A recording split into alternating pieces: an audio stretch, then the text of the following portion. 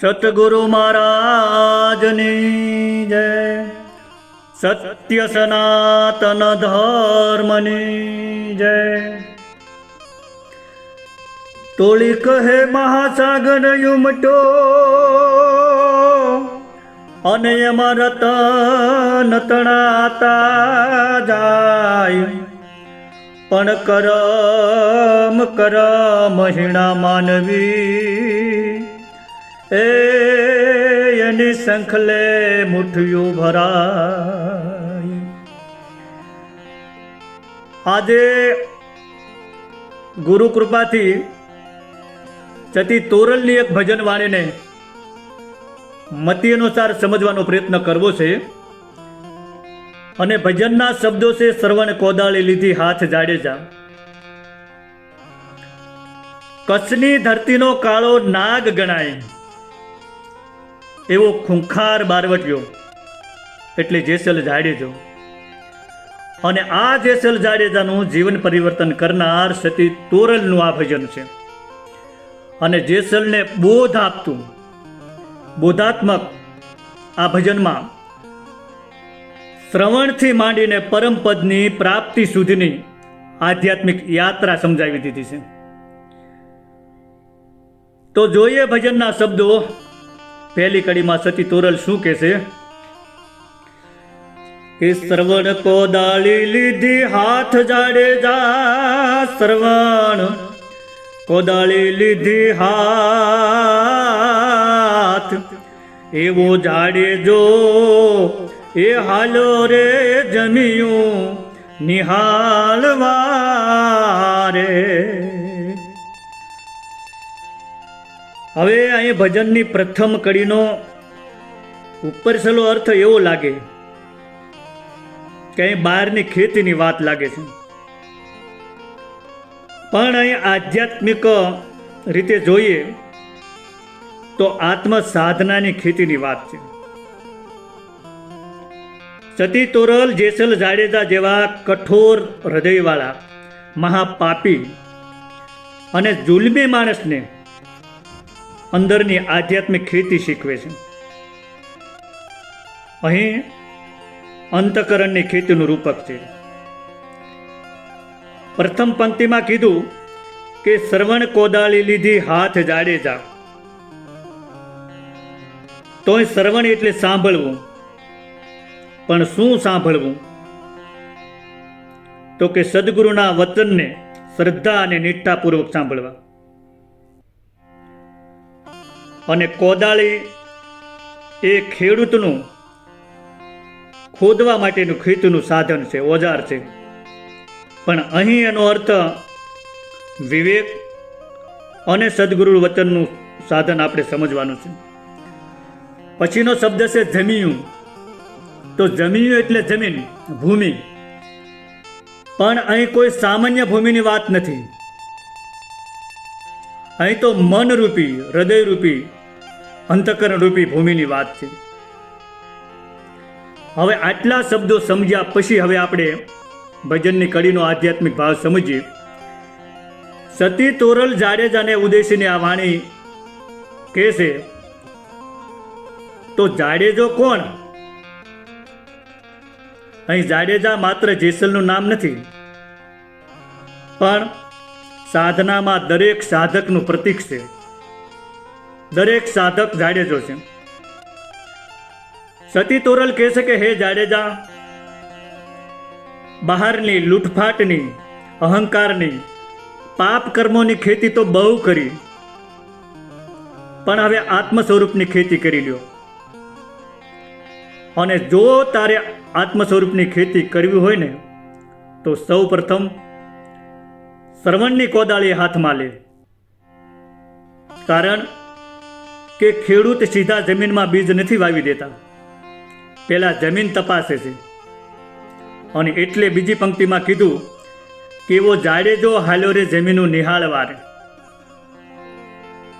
તો આ જમીન એટલે કોઈ બહારની ભૌતિક ખેતરની વાત નથી, પણ અહીં મનોભૂમિ, ચિત્તભૂમિ, હૃદયભૂમિ અને અંતકરણ ભૂમિની વાત છે. જેમ ખેડૂત વાવણી કરતા પહેલા જમીન તૈયાર કરે છે, તેમ સાધકે સાધના પહેલા પોતાના અંતઃકરણને તૈયાર કરવું પડે છે. અને એટલે પહેલા ખેડૂત જમીન તપાસે છે. જમીન કઠણ છે, નરમ છે કે કાંકરાળ છે, ગોરાડું છે. અને એ જ રીતે સાધકે પણ પહેલા પોતાના મનને તપાસવું જોઈએ કે મારામાં અહંકાર કેટલો છે, મારામાં વિષય વાસના કેટલી છે, ગુરુ વચન સ્વીકારવાની મારી તૈયારી કેટલી છે, મન નિર્મળ છે કે વિકારી. અને આ બધી પરખ સદગુરુના સદવચનોના શ્રવણથી થાય છે. એટલે શ્રવણ કોદાળી હાથમાં લેવાનું કહે છે. શ્રવણ કોદાળી કેમ કીધું? કોદાળી જમીનની ઉપરની કઠણ સપાટી તોડે છે, અને એ સિવાય એમાં કોઈ જાળા ઝાંખરા હોય તો એને ખોદીને કાઢે છે.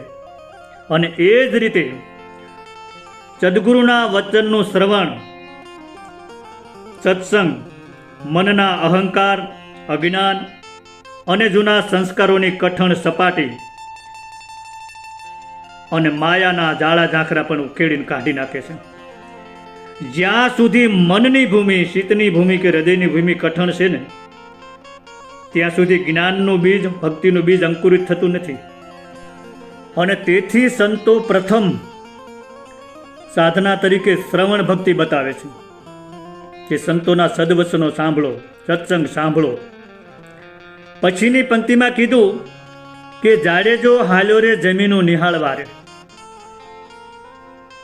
તો અહીં સ્પષ્ટ વાત છે કે જાડેજા હજી વાવણી કરવા નથી લાગ્યા, હજી પહેલા માત્ર જમીન જોવા માટે ગયા છે. અહીં ખૂબ ઊંડી વાત છે. સાધનામાં પણ શરૂઆતમાં સાધકે બીજાને નહીં પણ પોતાને જોવાનું હોય છે, સ્વનિરીક્ષણ કરવાનું હોય છે, પોતાના અંતઃકરણની તપાસ કરવી જોઈએ. પોતાના દોષ, પોતાની વાસના, પોતાનો અહંકાર અને પોતાની ખામી ખૂબીઓ અને નબળાઈ જોવી, એ જ જમીન નિહાળવી છે. કારણ કે એમાં ભક્તિનું બીજ રોપવાનું છે. પણ જ્યાં સુધી પોતાનું મન ઓળખાતું નથી ત્યાં સુધી આત્મ સ્વરૂપની ખેતી શરૂ થતી નથી. જેમ ખેડૂત જમીન તૈયાર કર્યા વગર પાકની આશા રાખતો નથી, એમ સાધકે પણ અંતઃકરણ તૈયાર કર્યા વગર આત્મજ્ઞાનની અપેક્ષા રાખવી નહીં. એટલે પ્રથમ કડીમાં આપણને એ શીખવા મળે છે કે પહેલાં સાંભળવાનું શીખો, પછી પોતાને તપાસો અને ત્યાર પછી જ સાધના આગળ વધે છે. હવે આગળની બીજી કડીમાં સતી તોરલ શું કહે છે કે જોઈ જોઈ જમ્યું નિહાળ જાડેજા, જોઈ જોઈ જમ્યું નિહાળ, એ હીરે ભૂમિમાં એ મોતીડા નીપજે રે, હીરે ભૂમિમાં એ મોતીડા નીપજે રે. જાડેજો જમીન નિહાળવા તો ગયો, પણ સતી તોરલ ચેતવણી આપે છે ભજનની. આ બીજી કડી ભજનનું હૃદય છે. સતી તોરલ જેસલને માત્ર આધ્યાત્મિક ખેતીની વાત નથી કરતા, પણ આત્માની અમૂલ્ય સંપત્તિ ક્યાં છે, આછો ખજાનો ક્યાં છે એ બતાવે છે. એટલે કે આત્મજ્ઞાનની ભૂમિ બતાવે છે. પ્રથમ પંક્તિમાં કીધું કે જોઈ જોઈ જમ્યું નિહાળ જાડેજા. અહીં જોઈ જોઈને વાક્ય પ્રયોગ તોરલે ખાસ હેતુપૂર્વક કર્યો છે. જોઈ જોઈ બે વખત કીધું છે. જોઈ શબ્દ બે વખત વાપરીને વાત ઉપર વજન મૂક્યું છે કે ઉતાવળ ન કરે, અધીરો ન થા. વારંવાર નિરીક્ષણ કર, સાવધાનીથી જો, જાગૃતિથી જો.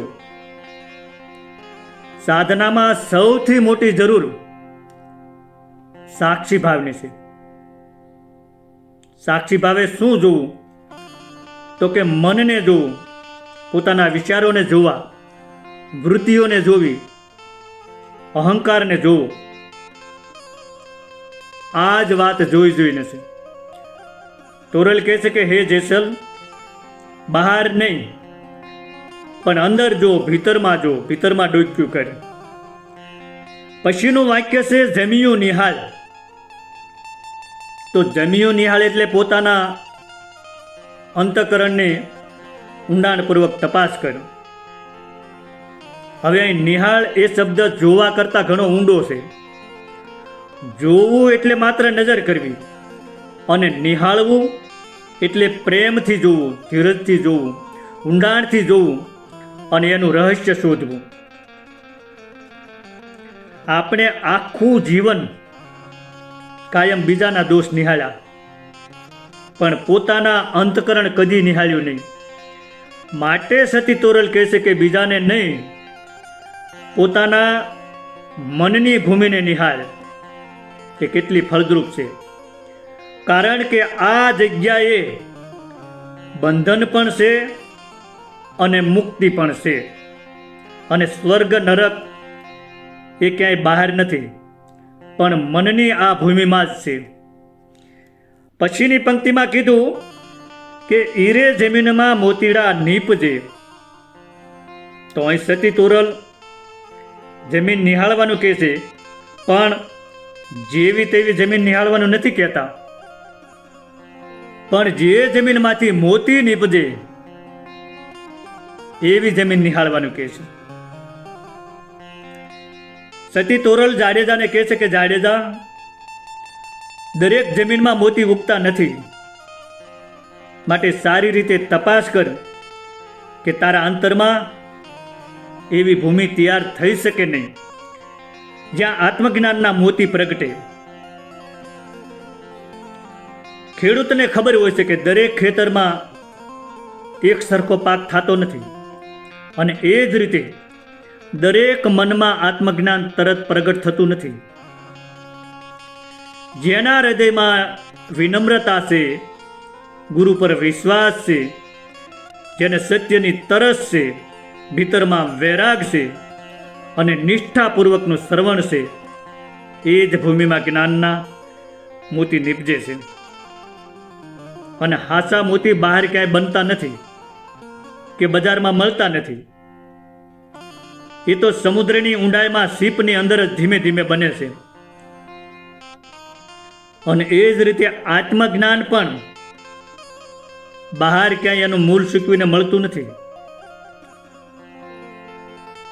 બહાર વેચાતું મળી જતું હોત તો ગરીબનો ક્યાંય વારો જ ન આવે, પણ એ પોતાના હૃદયની ઊંડાઈમાં ગુરુ કૃપા અને સતત સાધનાના અભ્યાસથી મળે છે. હવે અહીં મોતીડાનો અર્થ માત્ર જ્ઞાન નથી, પરંતુ ગુરુ જ્ઞાન, આત્મ સાક્ષાત્કાર, પરમ પ્રેમ, શાંતિ, ક્ષમતા અને પરમાત્માનો જીવંત અનુભવ, નામ, આ બધાને મોતી કીધા છે.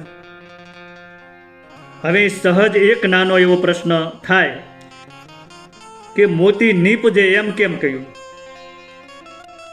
મળે એમ નથી કહ્યું. નીપજે એટલે ઉગે. એનો ગૂઢ અર્થ એવો છે કે આત્મજ્ઞાન બહારથી લાવવામાં આવતું નથી, એ તો પહેલેથી અંદર હતું જ, પણ યોગ્ય ખેતી થતાં પ્રગટ થાય છે. જેમ બીજમાં આખું વૃક્ષ છુપાયેલું હોય છે, તેમ જીવમાં પરમાત્માનો પ્રકાશ છુપાયેલો જ છે.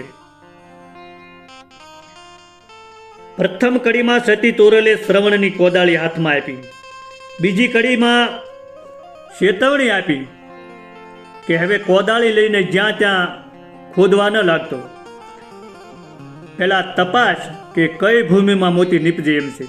મતલબ કે પહેલાં સુપાત્રતા, પછી સાધના અને ત્યારબાદ જ્ઞાન પ્રાપ્તિ. આ જ સંત માર્ગનો આસો ક્રમ છે. હવે જોઈએ આગળની ત્રીજી કડીમાં સતી તોરલ શું કહેશે કે પ્રથમ કરજે વાડ જાડેજા, પ્રથમ કરજે વાડ,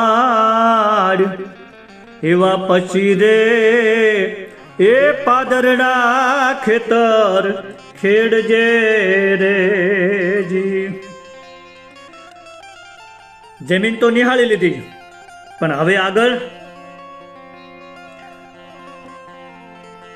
આપણે જોયું. આગળ પ્રથમ શ્રવણ કોદાળી લેવાનું કીધું, બીજી કડીમાં જમીન નિહાળવાની કીધું, અને હવે ત્રીજી કડીમાં સુરક્ષા માટે વાડ કરવાનું કહે છે.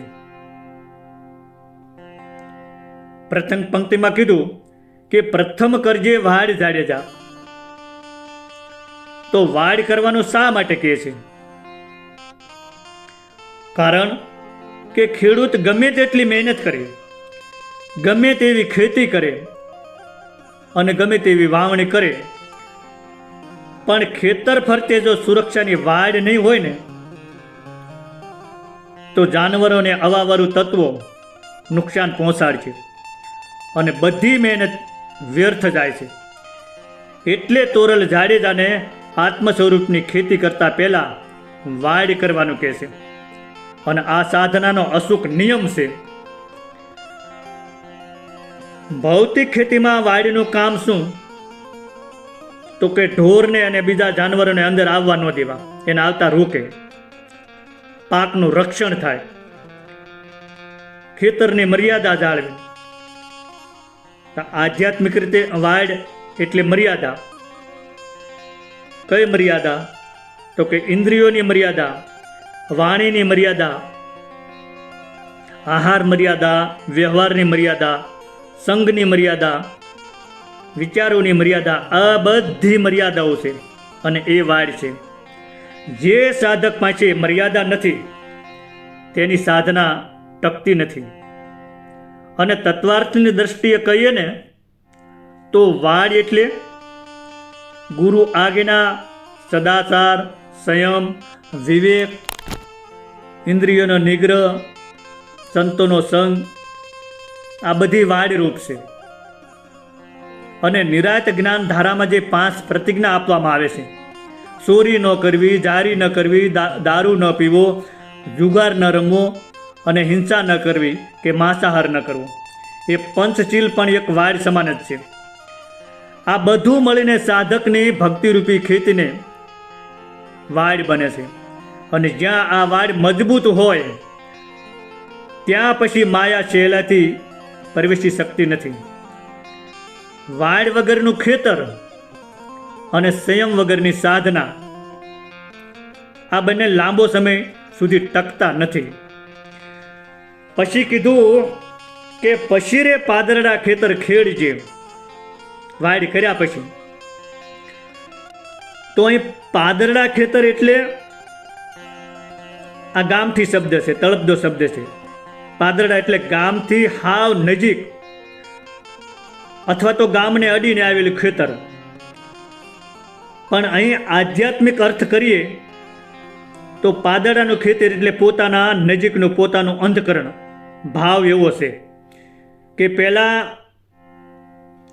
દૂર દુનિયાને સુધારવા નીકળતા પહેલાં તારા પોતાના હૃદયનું ખેતર ખેડ, એને સુધાર. હવે બીજા અર્થથી વિચારીએ તો પાદરડા ખેતર એટલે ગુરુની નજરમાં રહેવું, ગુરુની નજરમાં રહેતું જીવન. પાદરડા ખેતર એટલે પોતાના અંતકરણનું ખેતર. જે સાધક પહેલાં પોતાના મનને ખેડે છે, ગુરુના સાનિધ્યમાં રહીને રોજ તેનું જતન કરે છે, તેના અંતરમાં જ આત્મજ્ઞાનના મોતી પ્રગટે છે. હવે ચોથી કડીમાં આગળ સતી તોરલ શું કહે છે કે હરખના હળ જોડાવો જાડેજા, હરખના હળ જોડાવો, એવો રાચને એ પરોણો હરિના હાથમાં રે. આગળની 3 કડીમાં સતી તોરલે શ્રવણની કોદાળી હાથમાં લેવરાવી, જમીન નિહાળવાનું કીધું અને વાડ કરવાનું કીધું. આટલું તૈયાર થયા પછી હવે આંતરિક ખેડનો આનંદપૂર્વક આરંભ કરવાનું કહે છે. એટલે પહેલી પંક્તિમાં કીધું કે હરખના હળ જોડાવ જાડેજા. જો કે અહીં ઘણા ભજનોમાં આ પંક્તિ એવી રીતે પણ આવે છે કે ધર્મના ધોરી લીધા હાથ જાડેજા. તો હરખના હળ, તો હળ એ ખેતીનું સાધન છે અને હળ જમીનને ઉઠલાવે છે.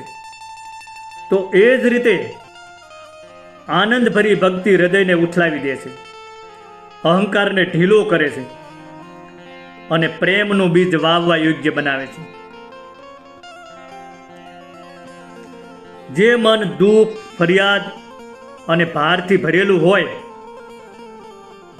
તો એમાં હળ ચાલે ખરું, પણ જમીન જીવંત બનતી નથી. ધર્મના ધોરી લીધા હાથ, એ પંક્તિમાં એવું સમજવાનું કે ખેતીમાં બળદ વગર હળ હાલતું નથી. તો અહીં ઘણા કહે છે કે ભાઈ ટ્રેક્ટરથી બધું થઈ જાય છે. તો વાત તમારી હાચી છે, પણ સતી તોરલે જેદી આ વાણી લખી ત્યારે ટ્રેક્ટરનો જન્મ નહોતો થયો. જેદુની આ વાણી છે. અહીં બળદ એટલે પશુની વાત નથી, પણ બળદ એટલે શરીર અને મન ઇન્દ્રિયોની કાર્ય શક્તિ. જેમ બળદ વગર હળ નથી હાલતું, એમ સાધનામાં શરીર અને મન વગર સાધના પણ થતી નથી. એટલે સતી તોરલ કહે છે કે હવે તારી જીવંત શક્તિને અધર્મમાં નહીં પણ ધર્મના માર્ગમાં જોડ.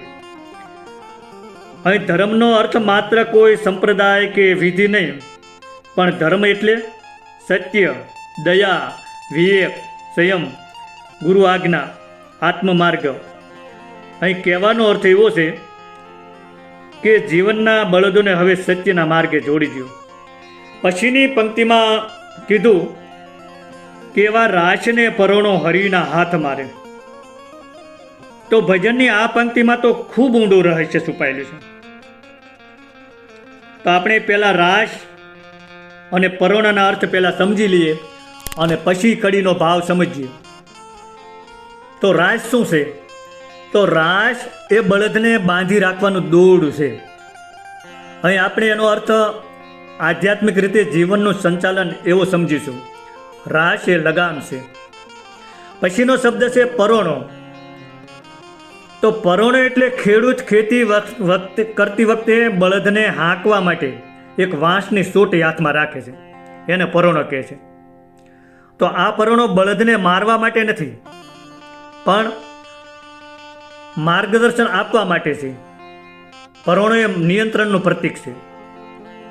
અને હરિના હાથમાં એટલે જીવનની લગામ સદગુરુના હાથમાં અથવા તો પરમાત્માના હાથમાં સોંપી દેવાની વાત છે. સતી તોરલ કહે છે કે હે જાડેજા, હવે સાધના કર, પરંતુ ભાર ભય દેખાડાથી નહીં, હરખથી, પ્રેમથી અને આનંદથી કર. અને તારા જીવનની લગામ પોતાના હાથમાં નથી રાખવાની, પણ હરિના હાથમાં સોંપી દેવાની છે. જેમ અર્જુને રથની લગામ કૃષ્ણના હાથમાં સોંપી દીધી હતી, એમ આ બહુ ઊંચો ઉપદેશ છે. કારણ કે ઘણા લોકો સાધના કરે પણ મનમાં ભાર હોય છે કે મારે સિદ્ધિ મેળવવી છે, મારે બીજાથી આગળ નીકળી જવું છે, મારે ફેમસ થવું છે, મને ફળ મળવું જ જોઈએ. તો આ સાધના નથી, પણ આ મનનો વેપાર છે. સંતો કહે છે કે સાધના અંદરથી થવી જોઈએ. કરતા ભાવ કે ભોગતા ભાવ અને ફળની ઈચ્છા છૂટી જવી જોઈએ. માટે હે જાડેજા, હવે તું તારા જીવનનો માલિક બનીને ન ચાલ. જીવનની દોરી સદગુરુ અને હરિના હાથમાં સોંપી દે. અહીં કરતા પણ છોડી અને સંપૂર્ણ સમર્પણનો ભાવ વ્યક્ત થયો છે. હવેની 5મી કડીમાં સતી તોરલ આગળ શું કહેશે કે ઘવની ભરીયેલ ગુણ જાડેજા,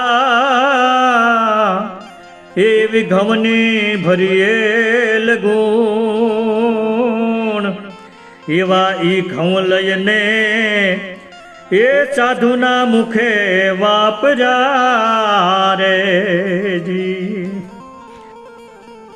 ભજનની આ 5મી કડીમાં પરમાત્માએ કંઈક આપ્યું હોય તો ક્યાં કેવી રીતે વાપરવું, અર્થાત સાધનાનું ફળનો ઉપયોગ કેવી રીતે કરવો એ શીખવે છે. પહેલી પંક્તિમાં કીધું કે ઘઉંની ભરેલ ગુણ જાડેજા. તો અહીં ગુણનો અર્થ ગુણી, અનાજ ભરવાનો મોટો કોથળો કંતાનનો. એટલે ભૌતિક અર્થ ઘઉંની ભરેલી ગુણ, અને આધ્યાત્મિક રીતે ઘઉં એટલે સાધનાથી પ્રાપ્ત થયેલું જ્ઞાન, ભક્તિ અને સદગુણ. ભરેલ ગુણ એટલે પૂર્ણતા સુધી ભરાયેલું અંતકરણ.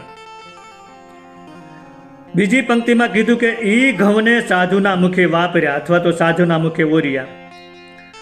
તો સાધુના અગર સંતોના મુખે વાપર્યા એટલે સાધુડાને જમાડ્યા એવો અર્થ થાય. પણ આધ્યાત્મિક અર્થ સંત સેવા, સત્સંગ, જ્ઞાન પ્રચાર અને પરોપકારમાં અર્પણ કર્યું એવો અર્થ થાય. હવે સતી તોરલ કહેશે કે હે જાડેજા, જ્યારે તારી સાધનાનું ખેતર પાકી જાય અને જ્ઞાનરૂપી ઘઉં પ્રાપ્ત થાય ત્યારે તે માત્ર પોતાના માટે ભેગું કરીને રાખી ન મૂક, સંગ્રહ ન કરે, પણ સંતોના કાર્યમાં, સત્સંગમાં અને એના જીવહિતમાં તું વાપર. જેમ ખેડૂત ઘઉં પાક્યા પછી તેને માત્ર જોઈને આનંદ નથી માનતો, તેનો યોગ્ય ઉપયોગ કરે છે. અને એ જ રીતે સાધકે પણ જ્ઞાન મેળવવું, ભક્તિ મેળવવી, શાંતિ મેળવવી એ અંત નથી, પૂરતું નથી. પણ હાચી પૂર્ણતા તો ત્યારે છે જ્યારે એનો લાભ બીજાને પણ મળે. સાધુના મુખે વાપર્યા એનો અર્થ માત્ર સંતોને ભોજન કરાવવા એટલો જ નહીં, એનો અર્થ પણ વિશાળ છે કે સંતવાણીનો પ્રચાર કરવો, સત્સંગને પોષણ આપવું, સંત સેવા કરવી, પોતાના જ્ઞાન અને શક્તિનો ઉપયોગ સદકાર્યમાં કરવો અને સંત સમાગમમાં અર્પણ કરવાની વાત છે. અહીં મુખ એ જ્ઞાનના પ્રવાહનું પ્રતીક છે. અહીં તેનો તત્વાર્થ એ છે કે સાધના માત્ર પોતાના મોક્ષ માટે નથી કરવાની, પણ હાચા સાધક પોતે પામે છે અને પછી બીજાને પણ પોષે છે. જ્ઞાની પોતે જ્ઞાન ભેગું કરીને હંગરી નથી રાખતો, પણ એ બીજાને વહેંચે છે. હવે જોઈએ આગળની 6ઠી કડીમાં સતી તોરલ શું કહે છે કે સવ વાવે ઘવને જુવાર જાડેજા, સવ એ વાવે ઘવને જુવાર, એવો જેસલ જાડેજો એ વાવે રે નદીનો રેતવો રેજી. પ્રથમ પંક્તિમાં કીધું કે સવ વાવે ઘવને જુવાર જાડેજા. તો અહીં ઘઉં અને જુવાર એટલે જીવનને પોષણ આપતો હાસો પાક, અને આધ્યાત્મિક રીતે કહીએ તો જ્ઞાન, ભક્તિ, વૈરાગ અને સત્કર્મ અને સદગુણ. અને વાવવું એટલે વાવણી કરવી, રોપવું એવો અર્થ થાય. આધ્યાત્મિક રીતે પોતાની મહેનત, સમય અને જીવન શક્તિને સત્કર્મમાં રોકવી. પછીની કડીમાં કીધું કે એવો જાડેજો વાવે રે નદીનો રેતવો. તો નદીનો રેતવો વાવવો એટલે જેમાંથી કશું ઉપજવાનું નથી એવું ખોટું બિયારણ વાવવું. અને એનો આધ્યાત્મિક અર્થમાં જોઈએ તો જે કર્મોમાં ઘણો પરિશ્રમ થાય પણ આત્મકલ્યાણનું કોઈ ફળ ન મળે અહીં રેતવો એટલે ખોટા કર્મ, નિષ્ફળ કર્મ, અજ્ઞાનનું બીજ. અને ઊંડો તત્વાર્થ એવો પણ તારવી શકાય છે કે મન શુદ્ધ હોય છતાં જો તેમાં અહંકાર, સિદ્ધિની ઈચ્છા, પ્રસિદ્ધિની લાલસા આવું ખોટું વાવી દઈએ ને તો પણ એ રેતવા સમાન જ છે. એટલે સતી તોરલ જાડેજાને કહે છે કે જાડેજા, તું તારી અમૂલ્ય માનવ જિંદગી તેમાં ખર્ચી રહ્યો છે કે જેમાંથી આત્મકલ્યાણનો પાક ક્યારેય ઉગવાનો નથી. નદીનો રેતવો ગૂઢ પ્રતીક છે. નદીનો રેતવો એટલે વિષય વાસના, માયાનો મોહ, અહંકાર, ખોટી માન્યતાઓ, લોભ વગેરે. આ બધામાં જેટલી મહેનત કરીએ એટલું જ અંતે હાથમાં ખાલીપણું આવે, બીજું કાંઈ હાથમાં ન આવે. રેતવો વાવીને ગમે તેટલું ખાતર નાખીએ, ગમે તેટલું પાણી પાઈએ, પણ પાક નહીં આવે. એ જ રીતે મોહમાં કરેલી આખી જિંદગીની મહેનત કે સાધના એ આત્મફળ આપતી નથી. સૌ વાવે ઘઉંને જુવાર, તો અહીં સૌ શબ્દનો અર્થ માત્ર બધા લોકો એવો નહીં, પણ સંતો, મહાત્માઓ અને હાસા સાધકો આ બધા પોતાના અંતઃકરણમાં નામનું બીજ અગર જ્ઞાનરૂપી ઘઉં અને વૈરાગરૂપી જુવાર વાવે છે. પણ તોરલ કહે છે કે જેસલ તો હજી પણ બહારની માયામાં જીવન વેડફી રહ્યા છે. હવે આગળની કડીમાં શું કહે છે?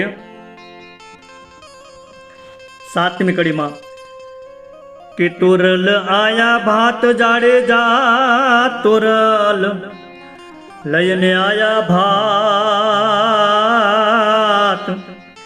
એવા જોજો રે એ જાડેજા પડે નહીં ડૂલરા રે, એવા જોજો રે એ જાડેજા પડે નહીં એમાં ડૂલરા રે. તોરલ આયા ભાત, તો અહીં ભાત એટલે ખેતરમાં કામ કરનારને બપોરનું ભોજન લઈને આવવું. પણ અહીં માત્ર ભોજન નહીં, પણ આત્મજ્ઞાનનો આહાર એવો અર્થ સમજવાનો છે. હાસુ જ્ઞાન લઈને આયા એવો અર્થ સમજવાનો છે. બીજી પંક્તિમાં કીધું કે જોજો જાડેજા પડે નહીં ડૂલરા.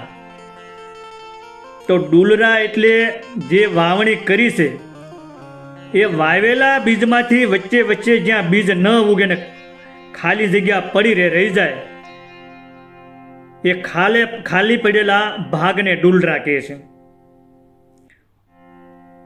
હવે ડૂલરા ક્યારે પડે? કે બિયારણ ઉગે નહીં ત્યારે. તો ખોટું બિયારણ હોય તો ન ઉગે. તો અહીં તો જાડેજો નદીનો રેતવો વાવતો, પણ અહીં સતી તોરલની શબ્દ વગરની શાન છે. કઈ કે જોજો રે પડે નહીં ડૂલરા. બીજી પંક્તિમાં કીધું ને કેવા જોજો રે જાડેજા પડે નહીં ડૂલરા. આ શબ્દ વગરની શાન છે. પણ આ શાન જાડેજો સમજી ગયા. સતી તોરલ કહે છે કે જેસલ, હવે તારી સાધના એવી કર કે તેમાં ક્યાંય ખાલીપો કે ખામી ન રહી જાય, વચ્ચે બેદરકારી કે પ્રમાદ ન આવી જાય. ડૂલરા એટલે આજે સાધના કરી, કાલે છોડી દીધી, થોડા દિવસ સ્મરણ કર્યું, પછી પાછું મહિનાઓ સુધી મેલી દીધું. ક્યારેક સત્સંગમાં જાય તો ક્યારેક વિષયમાં ડૂબી જાય. એટલે કે મનમાં સતત હરી નહીં, પણ વચ્ચે વચ્ચે માયાના ખાલીપા આવી જાય, એવી વાત છે આ ડૂલરામાં. તો આ બધા આધ્યાત્મિક ડૂલરા છે. પણ અહીં સતી તોરલે જાડેજાને ટકોર કરી, શાન કરી, એટલામાં એનું જીવન બદલાઈ ગયું. પછી એણે આત્મકલ્યાણની ખેતી આદરી અને પછી એના ફળ શું આવ્યા એ હવેની કડીમાં સતી તોરલ કહે છે. શું કહે છે? કે સવને નીપજ્યા ઘવને જુવાર જાડેજા, સવને નિપજા ઘવને જુવાર, એવા જેસલ જાડેજાને એ નિપજા રે હાસા મોતીડા રે, એવા જાડેજાને એ નિપજા રે હાસા મોતીડા રે. ભજનની 8મી કડીમાં સતી તોરલ સંપૂર્ણ સાધનાનું ફળ બતાવે છે. રેતવાની વાવણી કરતો એ જાડેજો હાસા મોતીડા પામે છે. પ્રથમ પંક્તિમાં કીધું ને કે સૌને નિપજ્યા ઘઉંને જુવાર જાડેજા, તો ઘઉંને જુવાર એટલે સામાન્ય પાક અને આધ્યાત્મિક રીતે સાધનાનું સામાન્ય ફળ મળ્યું, લૌકિક ફળ મળ્યા. ઘઉં જુવાર એટલે અહીં સુશીતર છે. ઘઉં જુવાર એટલે ભૌતિક વસ્તુ, ધન સંપત્તિ, માન, પરિવાર, પ્રતિષ્ઠા, લોક સુખ બધાને આ મળ્યું. જો કે આ બધું જરૂરી છે, ખોટું નથી, અહીં કોઈ તર્ક ન કરતા એવી વાત નથી, પણ આખરે આ બધું નાશવંત છે. તો બધાએ બહારની ખેતી કરી એટલે ઘઉં જુવાર મળ્યા, જ્યારે જાડેજાએ અંદરની ખેતી કરી એટલે એને મોતીડા નીપજ્યા. અને પછીની પંક્તિમાં કીધું કે એવા જેસલ જાડેજાને નીપજ્યા હાસા મોતીડા રે. તો હાસા મોતીડા એટલે શું? તો હાસા મોતી એટલે આત્મજ્ઞાન, આત્માની ઓળખ, પરમાત્માની અનુભૂતિ, સદગુરુની કૃપા, પરમ શાંતિ અને મુક્તિનો માર્ગ, આ બધા છે ને હાસા મોતીડા છે. એટલે સતી તોરલ કહે છે કે જેસલ, દુનિયાના લોકોને તેની મહેનત પ્રમાણે ઘઉં જુવાર મળ્યા, પરંતુ તારી સાધના એ સામાન્ય ખેતી નહોતી, તેથી તને તો હાસા મોતીડા મળ્યા. અને આ મોતીડા ક્યારેય નાશ પામતા નથી. આપણે જોયું શરૂઆતમાં બીજી જ કડીમાં સતી તોરલે કહ્યું હતું કે જોઈ જોઈ જમ્યું નિહાળજી, કે જે ભૂમિમાં હાસા મોતીડા નીપજે. તો તે સમયે તો મોતી માત્ર સંભાવના હતા, મળશે કે નહીં મળશે એમ સંભાવના. હવે અહીં તો એની સાધનાના ફળ સ્વરૂપે હાસા મોતીડા નીપજ્યા, મળી ગયા, એટલે સંભાવના હતી એ સિદ્ધિ બની ગઈ. એટલે આખું ભજન એક સંપૂર્ણ આધ્યાત્મિક યાત્રા છે. શરૂઆતમાં યોગ્ય ભૂમિ શોધી, પછી ખેતી કરી, પછી વાડ કરી, પછી હળથી ખેડ કરી, પછી વાવણી કરી અને પાક હાસવ્યો, વાવણીમાં ડૂલરા પડવા ન દીધા અને અંતે આત્મજ્ઞાનના મોતી પ્રાપ્ત થયા. જે સાધક ગુરુ વચનની કોદાળીથી પોતાના અંતકરણની ખેતી કરે, કામ, ક્રોધ, મદ, લોભ, મોહ, ઈર્ષા આ બધું કાઢી નાખે અને એવી રીતે ખેતી કરે, સંયમની વાડ બાંધે અને આનંદથી સાધના કરે, અખંડ સમરણ રાખે અને સમર્પણથી જીવે, તેને દુનિયાનો સામાન્ય પાક નહીં પરંતુ આત્મજ્ઞાનના હાસા મોતીડા પ્રાપ્ત થાય છે. હવે છેલ્લી કડીમાં સતી તોરલ શું કહેશે કે બોલા બોલા તોરલ દેનાર જાડેજા, એવા બોલા તોરલ દેનાર, એવા ગુરુ તોરલે એ ગાયો રે હરિનો ઝૂલણો રે. એવા મારા સંતો, મારા સાધુડા એ અમરાપુરમાં માલ છે રે. ભજનની આ છેલ્લી કડી માત્ર સમાપન નથી, પણ એ આખા ભજનનો નિષ્કર્ષ અને આશીર્વચન છે, ગુરુના આશીર્વચન છે. છેલ્લી 3 પંક્તિમાં ખૂબ ઊંડું રહસ્ય છે. બોલા બોલા તોરલ દે નાર, તો અહીં તોરલ દે નાર એટલે માત્ર એક સ્ત્રી નહીં, પણ સદગુરુનું કરુણા સ્વરૂપ છે. બોલા બોલા તો આ શબ્દ બતાવે છે કે તોરલે જાડેજાને માત્ર એક જ વાર ઉપદેશ નથી આપ્યો, પણ વારંવાર સમજાવ્યા છે. જેમ માતા બાળકને પ્રેમથી વારંવાર શીખવે, તેમ સદગુરુ શિષ્યને ધીરજથી માર્ગ બતાવે છે. પછી કીધું કે તોરલે ગાયો રે હરિનો ઝૂલનો રે. તો ઝૂલનાનો અર્થ તો થાય પારનો, એવો થાય, પણ અહીં એવો સીધો અર્થ નથી. અહીં એનો આધ્યાત્મિક અર્થ એ છે કે જે ઉપદેશથી જીવને હરિમાં સ્થિર કરે તે હરિનો ઝૂલનો, હરિનો પ્રેમ રસ, હરિસ્મરણની સતત ધૂન. આત્માને હરિમાં ઝુલાવતો ઉપદેશ, જીવને જન્મ મરણમાંથી કાઢી અને હરિના ખોળામાં સ્થાપિત કરતો માર્ગ. તોરલે ખેતીનું ભજન ગાયું, પરંતુ તેનું લક્ષ્ય ખેતી નહોતું, તે તો હરિ સુધી પહોંચાડવાનો ઝૂલનો હતો.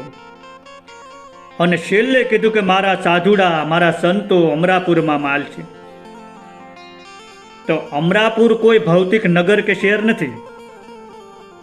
સંતોના મતે અમરાપુરનો અર્થ થાય છે અમરધામ, આત્માનું શાશ્વત સ્થાન, જન્મ મરણથી પરનું પદ, પરમ અવસ્થા.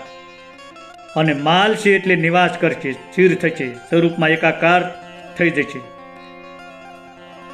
અહીં સતી તોરલ કહે છે કે જે સંતો આ ઉપદેશ પ્રમાણે જીવશે તેઓ અંતે અમર પદને પ્રાપ્ત કરશે.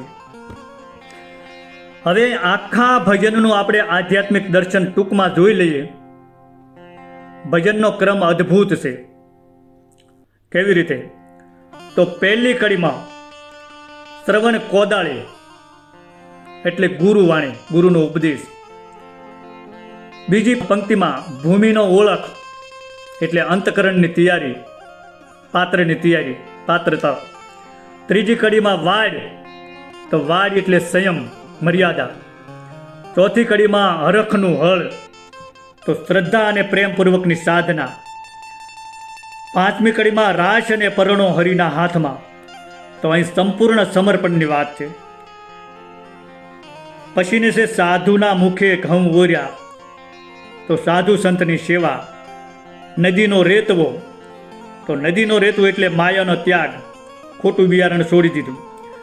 ડૂલરા ન પડવા, એનો અર્થ છે અખંડ સાધના કરવી. અને હાસા મોતી, તો આત્મજ્ઞાન. અમરાપુર, પરમ પ્રાપ્તિ.